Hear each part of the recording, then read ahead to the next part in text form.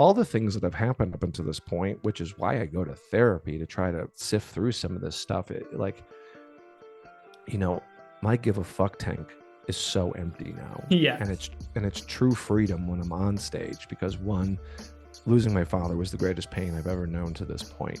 Two, you took the thing I love most in the world away from me during the pandemic. And then three, when I started to get to do that thing again, people who are supposedly my colleagues started dragging me. And like, if you think I'm out here raw dogging this pandemic and I don't think it exists or whatever, and I'm not messed up, and I'm not like, if you don't think that I'm doing the best that I can, you don't fucking know me, and you can eat my entire asshole. And it's Johnny Late Night! And now here's your host, Johnny Rogers! Welcome back to the Johnny Rogers Show, everyone. This is episode number 82, and if you want these episodes ad-free and before everyone else, you got to go to patreon.com/The Johnny Rogers. Now, my guest today is a Los Angeles-based writer, comedian, and actor whose humor can be described as a mix of wit and whimsy as he details his adventures through life. He performs stand-up comedy nationally while also selling his wildly successful brand of hot sauce called Ha Ha Hot Sauce. He's also a current staff writer for Dumpster Fire with Bridget Fedesi and former co-host of the Recovery Center 12 Questions podcast. His TV appearances include Amazon's Laugh After Dark, Rainn Wilson's Soul Pancake Network, and Kendra on Top on WeTV. He has also appeared nationally in comedy festivals including Slow Comedy Fest and the prestigious Gilda's Laugh Fest. In addition, his highly regarded album One Long Merch Pitch is on regular rotation on SiriusXM. Ladies and gentlemen, give it up for my friend and yours, comedian Dave Yates. Hey everybody, good to be here. Dave Yates. Hey. I messaged you. Yeah. I had a screen up on that. Sorry. I didn't mean to fucking slow your roll here. And when you say hard out at 8, is that you're 3 hours ahead? You're Eastern time, right? Oh yeah. I'm Eastern cool. time. What time are you there? That's cool, man. Yeah, dude, I can send you my fucking like actual bio if you want to send me your actual bio and I'll redo that whole intro and I'll leave this in. Oh, this part here, this whole fucking me being like having a terrible website and not. Is Yates Comedy still your website? Yeah. Oh yeah. It's just okay. The website's dog shit. I paid a bunch of money for a friend to help me, and then he bailed. And it's literally just a placeholder to say that I own a website. And I know what you mean. The hot sauce is redirected hahahotsauce.com to just one page on that website with a PayPal button. Okay. It is literally the bare minimum that I could be doing to maintain a website, because it's like nobody really goes to websites anymore. So it's like every time I think to like, oh yeah, you need a website, and it's just fucking everybody gets all their information on social media anyway. So I wonder if you use like Shopify or something like that, you could just have a link to your Instagram. Yeah, they have that. And like, I mean, there's options, like Wix, and like I'll build a Squarespace that's better, but yeah. That's so what happens is people who want me on their podcast go to where they can find information on me, and it's garbage because you know who we're gonna blame? We're actually gonna blame Hollywood Improv, because that's what they listed as your bio too, because you're performing there, right? Saturday, May 13th. Jesus, they got that up quick. I just found out that I'm there. I literally found out that I'm there this morning. Oh, nice. Yeah, I need to. Well, and you know what's so funny? That headshot is like the first and only headshot I had moving to Los Angeles. And it's black and white. Oh, yeah. It's classy. At least you don't have like a microphone around your neck or something, or you're holding on to a rubber chicken. Pointed at my temple. God. I mean, if you still have many that corny headshots. Yeah, you're a hack if you still have it. I might have a garbage website, and this podcast started off on a weird footing. But I'll take that over having the hackery of a mic play. We'll call it mic play. Yeah. Hack mic play. Mm-hmm. So when I asked you about the one word, what word came to mind for you? Therapy. Very nice. Which is like not fun. And it's like, but it's real. And it's, I mean, in the comedic perspective, like you hear people get on stage and like use comedy as therapy, or like comedy is my therapy. It's like, no, motherfucker, therapy is therapy. Yeah, Like, yeah, yeah. like comedy can be therapeutic. And unfortunately, I've done enough work on myself to know that like my humor and the stage is how I process a lot of things Hmm. that have happened and will continue to happen to me, but like therapy is fucking therapy. Yeah. There's no replacement for therapy, especially if you want to be good at any job, let alone comedian. Like therapy is so fucking important. Like Yeah. I always say comedy is a mental illness factory, and I go to therapy That's so I good. don't get injured on the job. That's a revelation. Yeah, looking at it from that way. Lots of comedians, like professional comedians, I'll hear them talking on podcast about like, oh, I said this to my therapist or whatever. I can't remember who I was listening to, but they said that they got two therapists and they go to Mm. the one therapist and then they go to the other therapist and talk about what they talked about to the other therapist. Well, I wish I It's like, had that hey, kind of. I wish I had that kind of fucking money. yeah, You're right. like, You I got don't some know who the serious fuck you were scratch listening to. to uh Like no, but like you're doing more than the $35 copay over there. yeah, yeah, no, most definitely. That's got to be covered by someone's insurance plan for sure. There's no way that you're doing that just cash, just greasing another therapist that easily. It's just hearing that makes me so mad because it's like it takes Such an abuse of the system. You're just no, eating up time though from it's someone who could use it's it. that you just brought. I didn't even think about it like that. I was just mildly perturbed that it's taken so long for me with all the resources available and health insurance to find a therapist that is a good fit, let alone being able to have two therapists at once that's a good fit. Like I'm Do just like, you have bad therapy stories?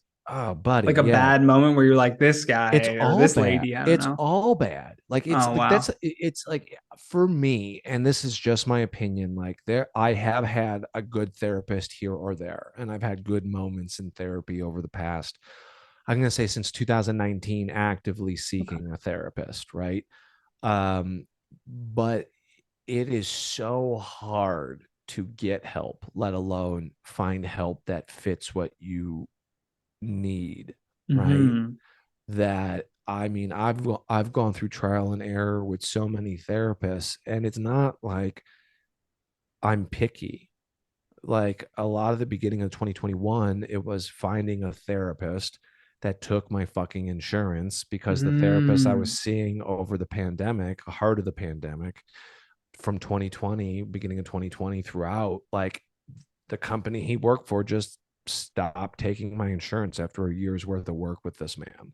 That's So then I would crazy. get, yeah, so then I would get a new therapist, and they would run my insurance card and go, okay, this is your therapist, and they take your insurance, and I would go see them and unload all the shit. And then 2 days later it would hit my account like they were out of network. And I'm like, you gave me a not a network therapist. They're like, oh, we're so sorry. Here's another one. And then it would happen again where they said it Uh, was because I didn't know the verbiage that my insurance carrier has a subsidiary for my mental health coverage. So like if they take the one, and it's like I don't give a shit. It's not like they're like, it's not like I'm talking about a booker. Like it's Blue Cross Blue yeah. Shield, and it's like those are two separate entities that work together, and I have Blue Shield. So these people, and they're not their fault because they're getting paid minimum wage to answer the phones for lunatics like me, Yeah. Yeah. Yeah. They trying to probably get hear the help. craziest things all day. Right. And I'm always trying to be super kind with them. It's not them, it's the system. But like Hmm. they run the insurance card oh, they're like, oh yeah, Blue Shield. When it's like it turns out like my health insurance is through a company called fucking Magellan, which is hilarious to me. Like, yeah, I've been navigating the deep dark spaces of my brain and everything I've compartmentalized over 36 years of life. Magellan. But like, Magellan. right, so for 4 years I've been trying to find a therapist, and it's like it's been getting maddening. Like Yeah, the that's last, frustrating trying to build rapport with someone. just to have it taken away from you. Like Yeah. I was seeing this dude, like that was given to me by a guy, or the guy was given to me by a therapy company that was supposedly in my network, and he was such a good fit and gentle, and like said were saying the things and understood what I was going through. Turns out out of network. So I was like determined to just keep working with someone. So I was paying Mhm. $150 out of pocket, and I have insurance. So I have my monthly insurance Oh, so premium frustrating. plus $150 a session out of pocket. And it's like, if you're seeing uh, someone once a week, that's $600 a month for fucking therapy that Hollywood should Improv ain't paying that should be that. covered. I'm going to get banned from the improv for this Johnny Rogers podcast. They're But like, who is this guy? well, you want to talk about the bare bones of it. It's just like there's no comedians union. Yeah, It'd be they're trying to form that in wonderful. Canada. Yeah, okay. Yeah, It's never seriously, going to happen. it's difficult. I've already seen the problems with it. Like you're like, okay, Johnny, I'll give you the 100% real. And this yeah, is coming. I'm a human being who was raised in the union. My dad was an operating engineer. They struck the rail yards of Chicago to make change for themselves. Like, they yeah, would not allow anything in or out of one of the biggest hubs in the country for wow, railway until they got what they needed to survive. All right. So like I come from a born and raised union household. The reason comedians will never unionize or can't is because too many people will scab the work, meaning like you could have a comedians union and then you'll have Joe Dipshit that works at the cell phone carrier up the street that's just like likes getting paid $20 and a yeah, couple fucking Canadian Molsons to do the job. It'll never yeah, happen. You like yeah, that? I made a Canadian specific beer for the yeah, yeah. Good for the reference. for the scabs, and that's why it's We'd like call them hosers. hosers. Hosers. Right. But like Yeah, that, and yeah. that's, it would be wonderful to be union and have Of course. Yeah. insurance. And I'm lucky I live in California, and people want to poo poo California all they want. But like, I have sliding scale health insurance through the state based on my yearly income and my taxes. Mm. So depending on what you make per year, if you fall in a certain income category, you pay based on what you make per year, which is, I think, super fair. That is Su- pretty fair. Yeah. super. I can go to a doctor and not worry about going bankrupt. Oh You wow, I know, didn't know that. I think what the thing is, and this is with anyone, right? Like, um, people love talking about like the worst aspects of things. So as a Canadian, when I hear Americans talk about American healthcare, they're like, everyone's dying, no one can afford anything. This lady was pregnant and it cost her $1 million to have her baby. It's mhm, I'm sure those cases happen, but like sure. you just said, there's also that state by state, right? Like it's very different state by state. Well, and 100%, because it's such Yeah. a wild west marketplace for healthcare that there's no uniform Mm. decision made. And it's the same as when you hear about Canada, where some lady had to wait in the ER for 15 hours just to get the gash in her leg taken care of. And like, I have Canadian friends, none of them have ever experienced. I'm not saying it never happened, Sure. Yeah. Yeah. but If it's they're the same thing. understaffed or whatever. Yeah. It's the same thing that American politicians and people who are pushing, the rhetoric of Canadian healthcare is dog shit, like, or universal healthcare is dog shit. And Yeah. it's just Yeah. like, no, like, we are literally one of the only civilized nations that doesn't have universal healthcare, that still doesn't use the fucking metric system. I mean, Yeah. can't you? That blows my mind. I'm like, what? Really? Well, most of us who have ever dealt drugs know the metric system Yeah. very Yeah. well. Yeah. Yeah. I Yeah. mean, and for me, that carries over. Like, I roast my own coffee beans now, and like, I mean, I know the metric system pretty well. So you But selling hot sauce and coffee beans now? well, that's a new endeavor for Oh, me. okay. You gotta That's see. I no, seriously, like, I just started teaching myself how to roast my own coffee for funsies, Nice. and like, I got okay at it, and I just did a farmer's market yesterday for the first time with the coffee that I had roasted. I went there with 4.5 pounds. It sounds so much funnier when It's it's just yeah, coffee beans. right. You're Four like, and a how half. about $60 for an ounce? You're Yeah, like, right. Well, no, I was highlighting the fact that I'm still not going to use the metric system like a yeah, dipshit yeah, American. And your Canadian listeners will be like, how that's this many grams? yeah. I don't know And what that means. I sold all 4 bags that I had roasted, Nice. so it's a work in progress, but it's a shame that I have to be a farmer's market huckster just to survive as only a comedian. But you look at it Yeah. this way, how many of us, and myself included, worked day jobs for so many years and did comedy at night? Yeah. Like, I mean, I've been doing comedy 12 years, and it's like once I hit the 8 year mark, I was able to not do the day job and just do comedy. But it's Mm. because I make and sell my own brand of hot sauces merch, and I hustle in that direction. Like, I have Yeah. no You ego about getting a regular job. I've done it, but like, to the best of my ability, I'm just trying to work for myself. I totally get that, man. Like every time I work for someone else, I feel just the life and creativity being sucked out of me. Like it feels like you don't have any time for yourself. So even if it comes down to exactly what you're doing, just selling something and trying to move something around your own brand, it's like at least you're doing it for you. All the money's coming back to you, right?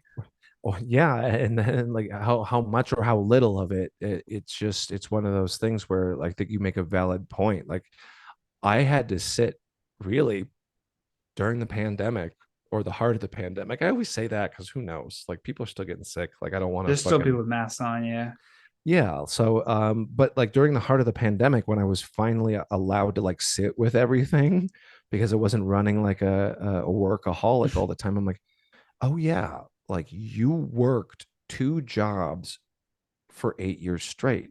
You worked the office job during the day, and then you did comedy at night for 8 years straight. You worked two jobs. So like in 2019, when I started touring with my buddy, because he won third place at America's Got Talent, I was his opener. I Up until remember up when we were at Yeah, the Zanies in Rosemont and it was on the TV and you're like, oh, sick. Like you were just like big up in him. And I was like, oh, that's so cool, man, to see like a friend of yours that you know, like succeeding in that way. And then him bringing you on the road with him is so cool to right. see.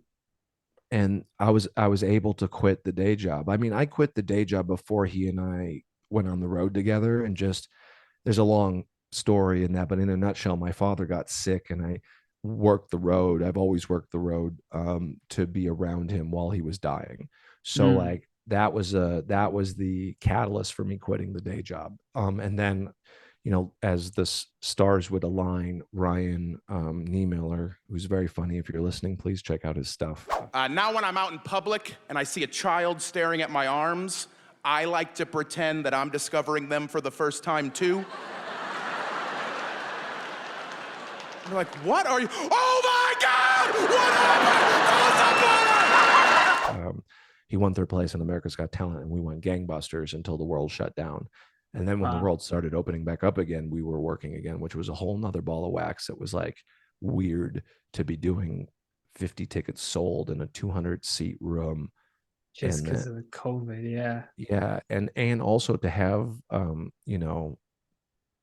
colleagues that weren't working. Like, I tweeted about it, like, hey, I took a negative COVID test. Like, if you're feeling safe, come out. We're going to be here. Drag me on Twitter because I was so quote unquote selfish and egotistical for working. And I mean, all the things that have happened up until this point, which is why I go to therapy to try to sift through some of this stuff. Like, my give a fuck tank is so empty now, Yeah. and it's true freedom when I'm on stage, because one, losing my father was the greatest pain I've ever known to this point. Two, you took the thing I love most in the world away from me during the pandemic. And then three, when I started to get to do that thing again, people who are supposedly my colleagues started dragging me. And like, if you think I'm out here raw dogging this pandemic and I don't think it exists or whatever, and I'm not Yeah. messed up and I'm not like, if you don't think that I'm doing the best that I can, you don't fucking know me, and you can eat my entire asshole. And it really, there was a freedom in, like, I stopped posting about the gigs. It was so nice to Yeah. just show up places and not feel the pressures of being Like, gotta non promo this, gotta promo this. Like, right. yeah, yeah, And yeah. now that we're on the other side of it, quote unquote, whatever state we're at with it, it's just like, I do promo, I do advertise for my shows, but like, I could care fucking less now when I'm on stage what I want to do well, okay? Mm-hmm. But Mm-hmm. like, nothing that could happen while I'm up there is ever going to be close to the pain of the grief of losing so much. in Yeah. such a short period of time for me. And so to harken back to why the word therapy comes up is because I've been trying to find a good fucking therapist to like work through a lot of this stuff, because it compounds. Hmm. All the things in my life have compounded, and I'm very lucky. Like I've been sober a little over 11 years now. So like, Congratulations, man. That's not an accomplishment to take lightly, right? Like, given everything that's happened around you, to then, in the face of that, say, I'm going to do this extremely difficult thing and then stick with it is like, very yeah, admirable. yeah. I mean, I got sober way before any of this hard shit happened, but But you could have easily snapped back to it when the hard oh, shit happened, right? sure. But, with that said, the reason I bring it up is not to be like, oh, look at Dave, he's sober. It's just I've done so much work on myself in recovery that I do have a little bit of a handle on the inner workings of my mind and how I relate to the world around me. So when I'm going to find therapists, it doesn't suit me to be told the generic, never been to therapy introduction, like, are you making lists? It's like, yo, I've made so many internal inventories on paper, sifting through resentments and character defects and things like that. Like, I've done that much work. Like, I need a specialized person. Like you said, was there any funny therapy stories? The last therapist I worked with, and I only kept him for the months because it's like I needed someone once a week to talk to. Um, how old are you, if you don't mind me asking? 31. Okay, so so this might conjure an image for you. It might not. The best way I could describe this therapist was he was a bald Israeli Rick Moranis. That is exactly Okay. what he looked like, bald Israeli Rick Moranis. And like he was so enamored by the fact that I was a stand-up comedian. He would Wow. say things like, "Oh yeah, because if you don't do well up there, they throw tomatoes at you." And I'm like, "What the actual fuck do you like? Are you serious right now?" And he was like, "Oh, I always wanted to do comedy." Oh, And man. I'm just like, man, like, dude, like it's a job like anybody else's Yeah. job. It's like I'm trying to get to the core issues of what the fuck is wrong with me. You Yeah. know? And he's like, "I'd like to come see you." And I'm like, "No, you're never going." Like, stop it.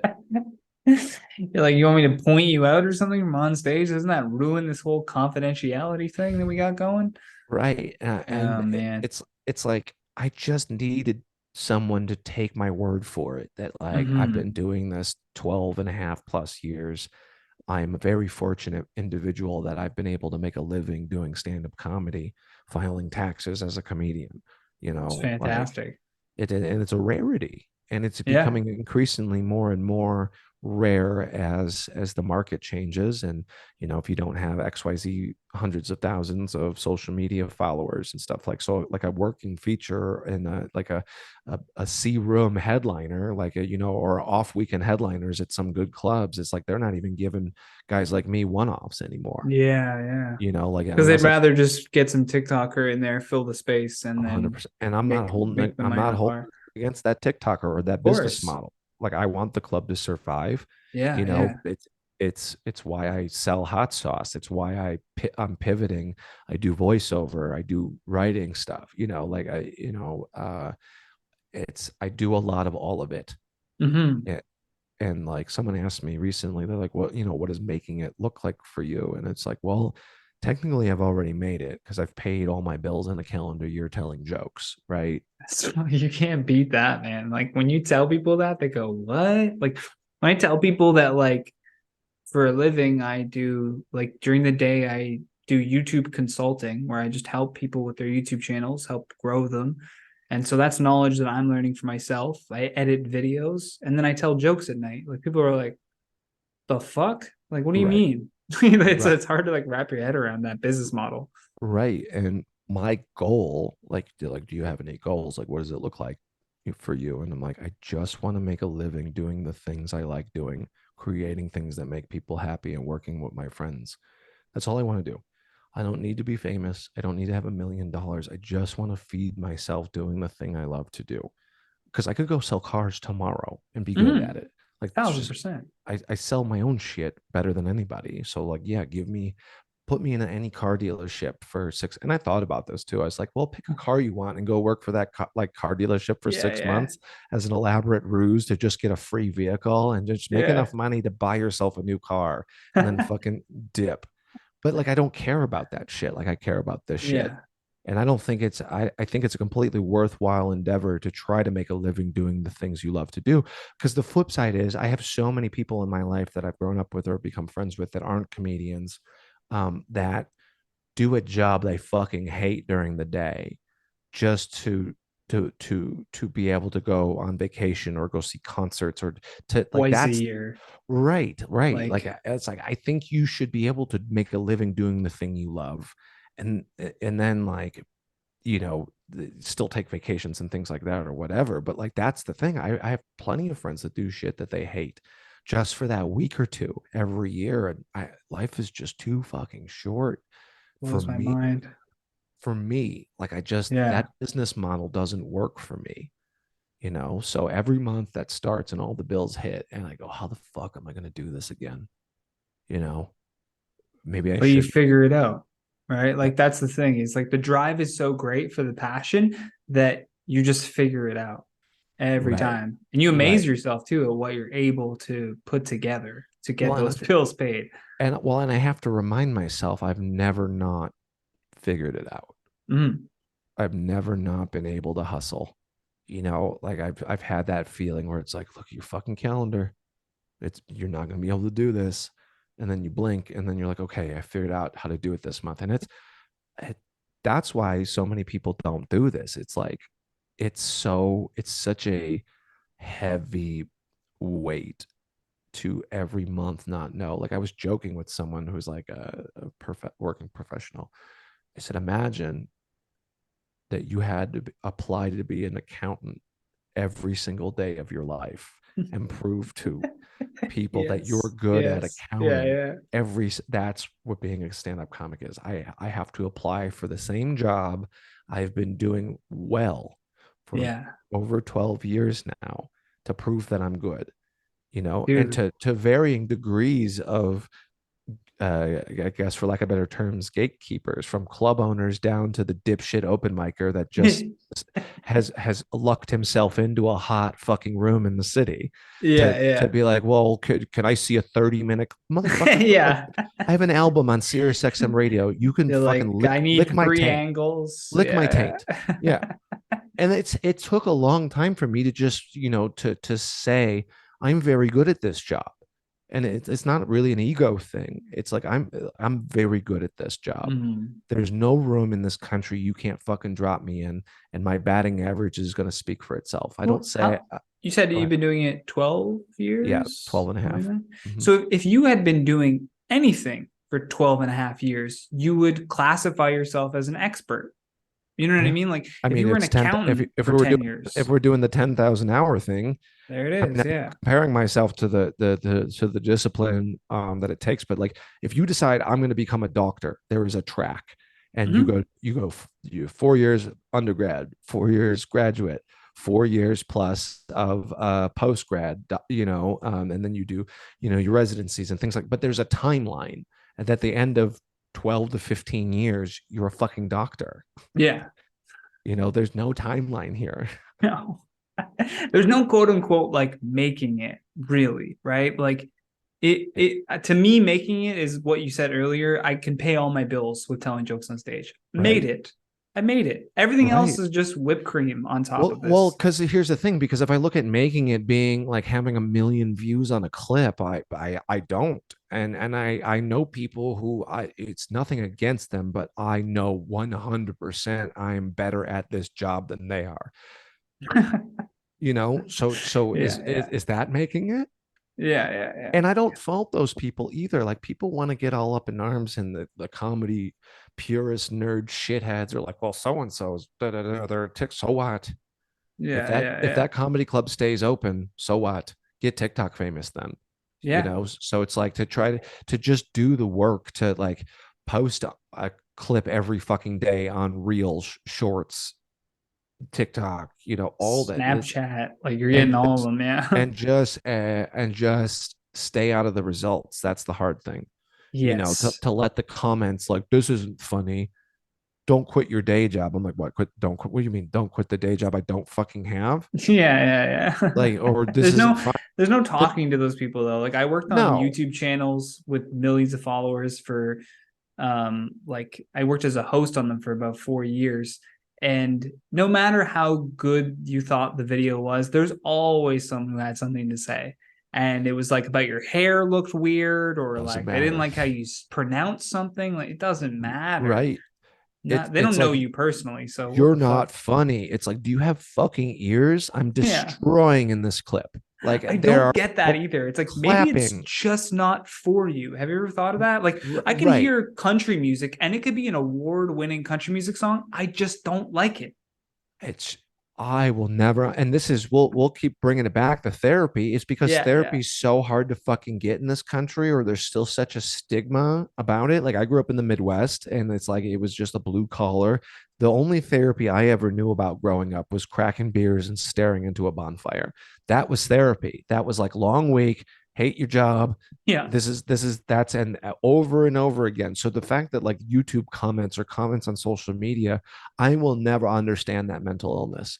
Like, the world is so hard as it is, and I'm not being a bitch about it. Like, I can quit with the rest of them, but it's like death by a thousand cuts sometimes. you Mm-hmm. know it's like, how often, and you can't not read the comments because the algorithm needs you to interact even with the shittiest of people, so that that's that 1-2 interaction that pushes it to more fucking people. It's like, therapy is how I fucking, in the face of everything that's sick and gross in the world, to maintain some semblance of a positive attitude, not only about the world around me and about myself. That's what therapy is for me, and why Mm-hmm. it's such an endeavor, because it's not enough to just be sober for myself.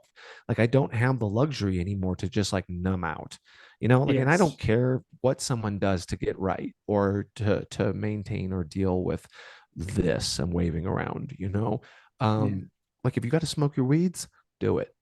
If you could recreationally toot lines, awesome. You want to bang a recreational amount of heroin, cool. Yeah. As long Yeah. as it doesn't affect my personal orbit as Dave Yates the human, I don't care what anybody does. Yeah. But also, like, nothing really bothers me. Like, I could be hanging out with you, and you could be doing a line off a stripper's butt in front of me, Yeah. and it's not going to make me uncomfortable.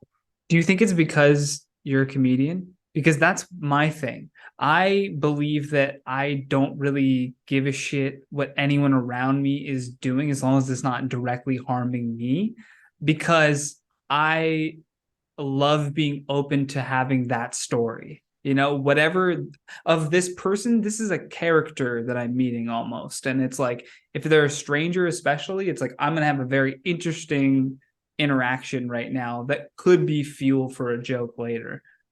Uh, There is, I guess that's something I haven't considered, because I've done a lot of work separating the fact that I'm a comedian from the fact that I'm just Dave Yates, you Mm-hmm. know, and I saw that's why a lot of people lost their marbles with the shutdowns, is because they had made their job who they are.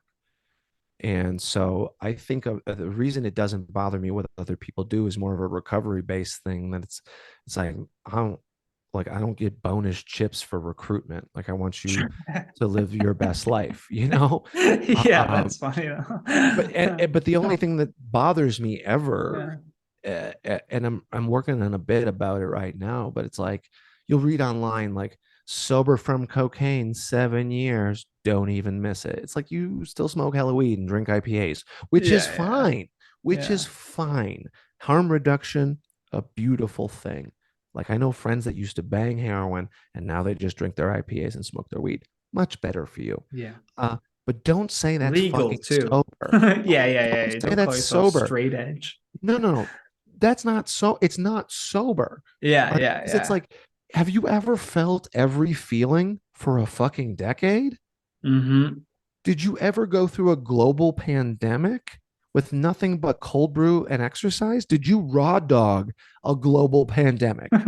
If you didn't, just don't say that, because Yeah, there's yeah, yeah. people out there who that word sober can save their lives. Like, don't because when you say sober, sober means a thing. Sober from sure, whatever, but like it's just Yeah. still, it's such a life or death endeavor for a lot of people. And again, I will never tell someone what to do or say. I'm just saying for me personally, it will irk me because I know that there could be someone out there struggling with an addiction or a process addiction, that's got nothing to do with drugs and alcohol. And then Hmm. they read, oh, well, that's sober, you know, Hmm. beers and weed. And That's like a diet from the 80s where they're like, well, I can eat as much as I want as long as I have a salad and water once a week. You're like, you're not eating right, healthy, you know? right. And It's just, and I agree with you, like words have meaning. Like we and need to, context too. It's words have yes, yeah. meaning and words have like, and there's context to the things people are saying. Like, Yeah. it's like, cool. I'm so happy that you haven't done blow in 7 years. Okay. Hmm. You want props from your friends on social media. Hey, fuck, every time I have a sober milestone, I post, hey, I've been sober 11 years. But moreover, it does feel good to get that praise, right? But also, like so many times that I have done this, I've had someone come out of the woodworks and feel comfortable enough reaching out to me saying that they're struggling. So I'm letting Hmm. people know, like, I'm a person that you can come to if you're struggling. And that's moreover what it is. It's like, Hmm. I wish I didn't have to do as much work on myself as I do. A friend of mine who's a comic and sober says this. It's a full-time job not being a complete psychopath. Yeah. You, you know, A lot of intrusive thoughts. yeah, it's no wonder we have people walking the streets yelling into the abyss. It's so hard to get help from a personal level, just society. Like we're not, we just started being okay with rehab and drug and alcohol addiction because of things like celebrity rehab and people being recovering out in the open. But now it's like mental health therapy. Like look at marginalized communities, look at people of color, how hard it is for them to get help because they Yep. don't they don't relate to some dipshit cisgendered white fucking moron. That's Yeah. so Yeah. hard to get help when you can't relate to someone you know Uh-huh. and then it's like in the communities that you're a part of, like whether it's the blue collar pull yourself up by your bootstraps, like therapies for pussies, whatever, or like if it's just not, mental health is not a thing talked about in your community. Like it's like I talk about these things on stage, not because it is my therapy, because I'm trying to make fun of it to destigmatize what it is.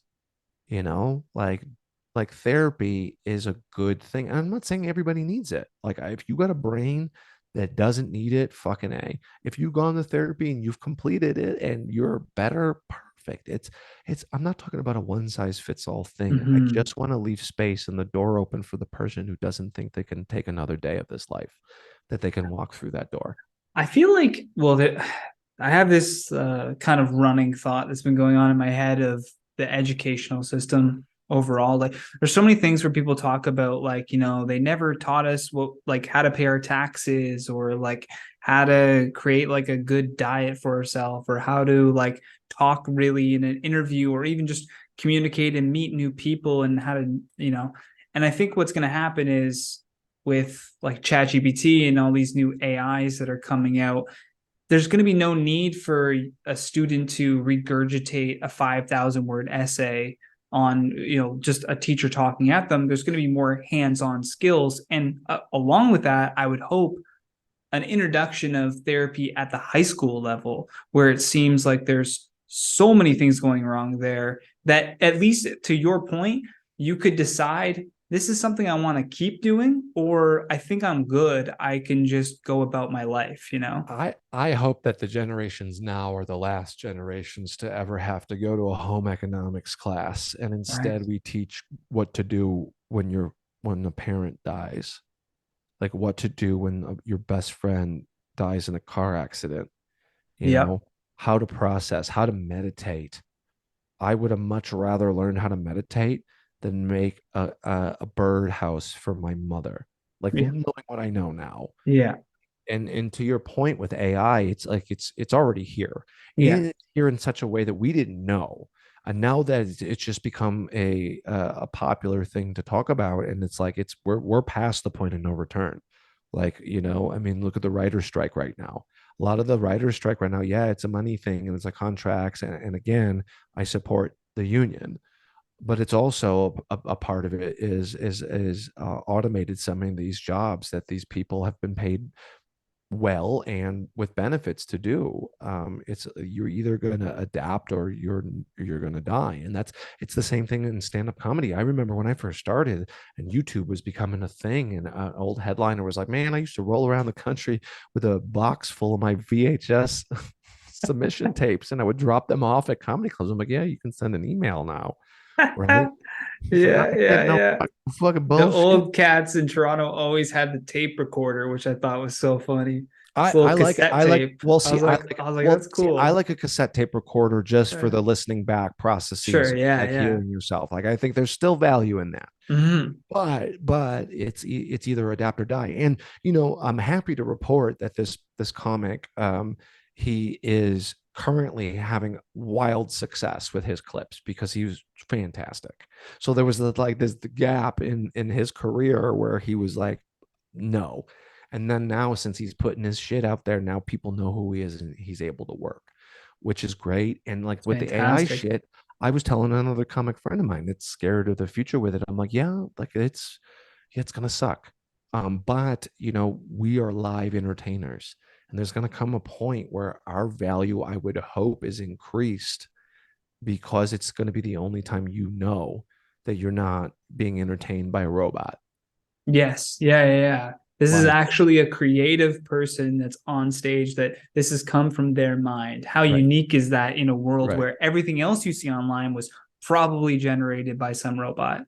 Well, not only that, I mean, like you can literally AI generate voices and songs. Like, I mean, there's a shout for you Canadians. Yeah, yeah. There's a Drake song floating around right now. Old Degrassi It's himself. so funny that the guy named himself like Ghost Writer or something. I was like, that's genius.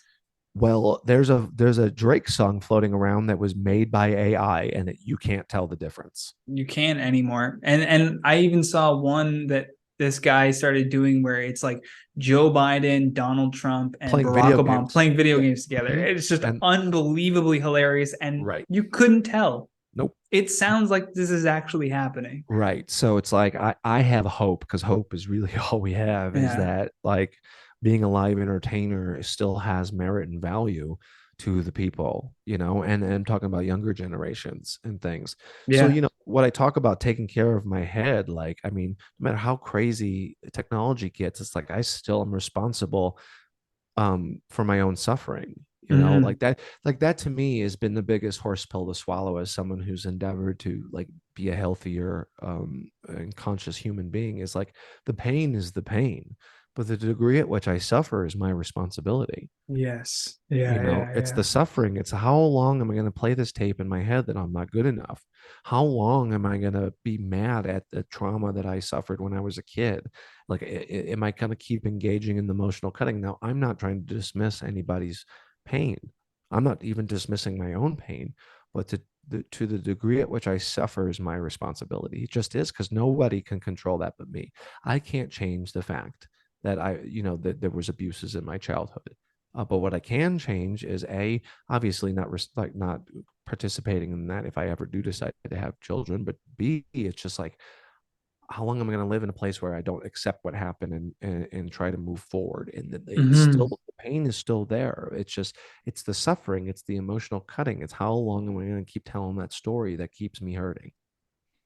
Yeah, yeah, I totally get what you mean. It's having that healthy mindset of acknowledging the thought arising, and like that's what meditation is for, right? Like acknowledging that thought that's interrupting your meditative state of doing what you're normally doing every day, and just letting it go to the wayside and not putting too much gravity on it.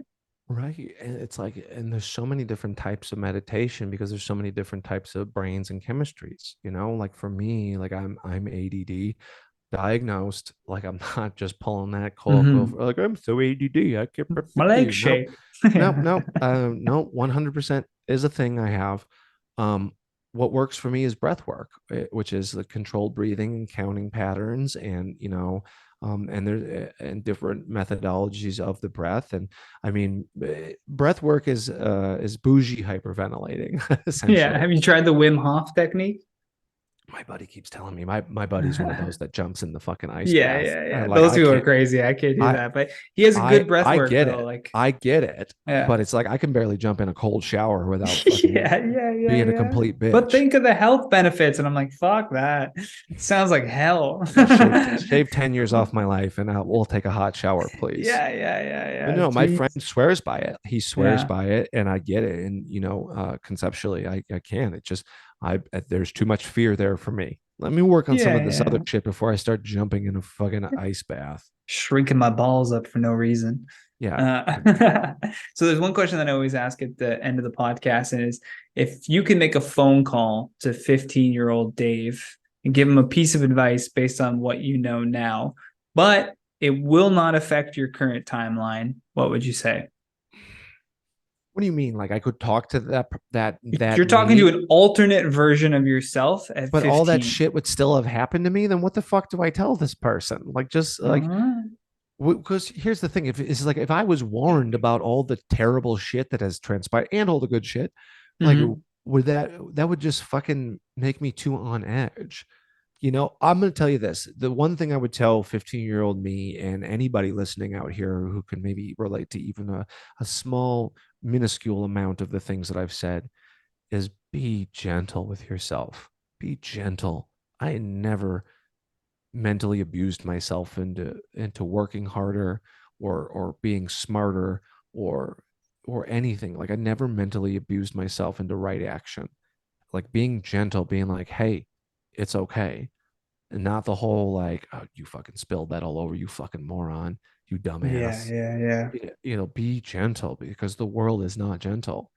So within my hula hoop of things I can control, speaking to myself gently is one of the things I would tell younger me or anybody listening is it's okay. Like it's okay to not feel okay. Like, and if that has to be your mantra, then let it be that, because in all of this, it's being kind to myself. I'm not good at.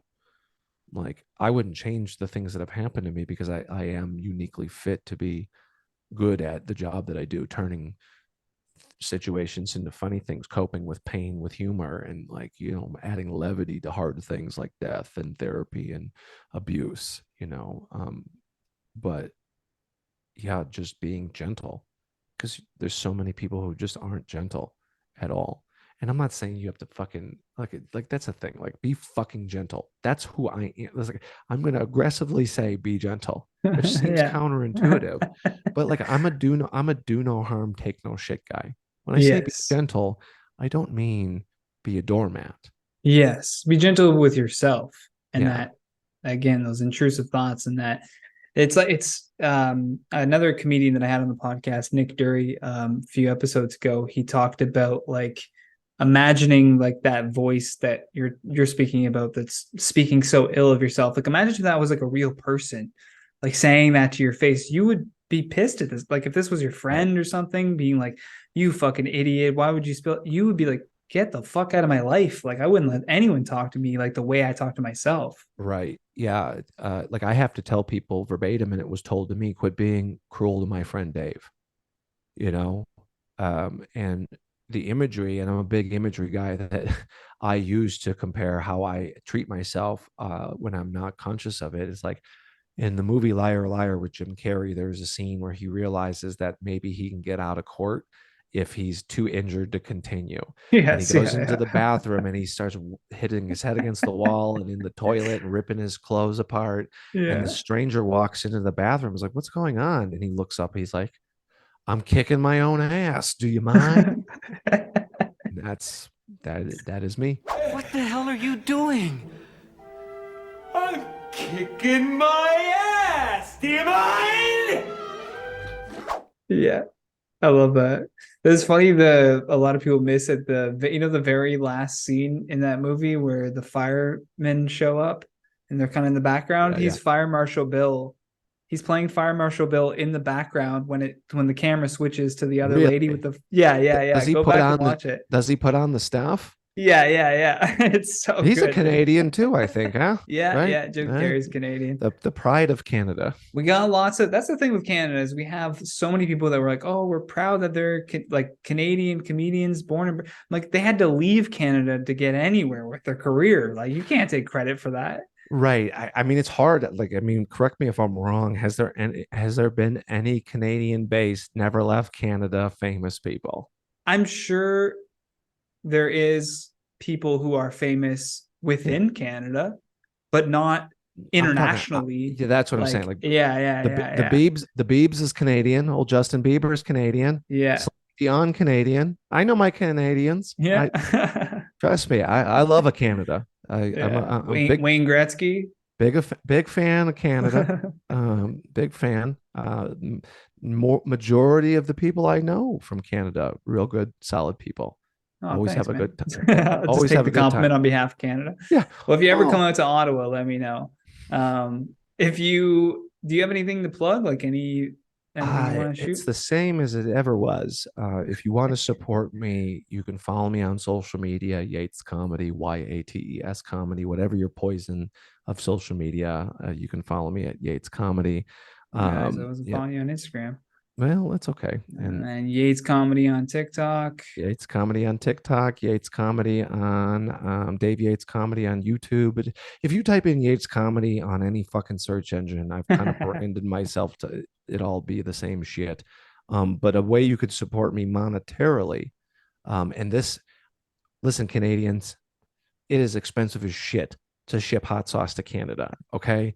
Like if you're listening and you're Canadian, you want hot sauce, fucking just message me first so we can work this out. Like I will happily be like, all right, Ship it to a US address on the border and then they can just go over and pick it up. Nope. I'll even do you one better, Canadians. If you want hot sauce, I make it. It's delicious.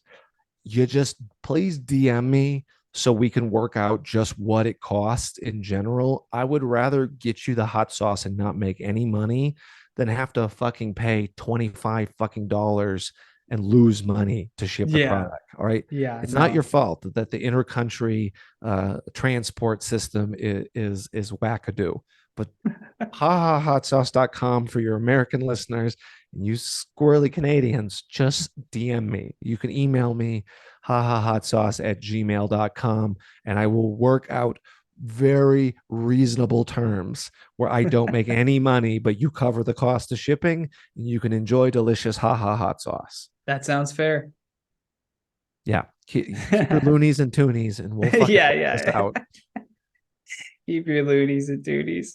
Okay. Thanks so much for coming on the show. Everybody watching, make sure you rate, like, and subscribe. Do all those things. And as always, I've been your host, Johnny Rogers. I'll see you in the next one. You've been listening to The Johnny Rogers Show. New episodes air every Friday at 8 p.m. Eastern Standard Time.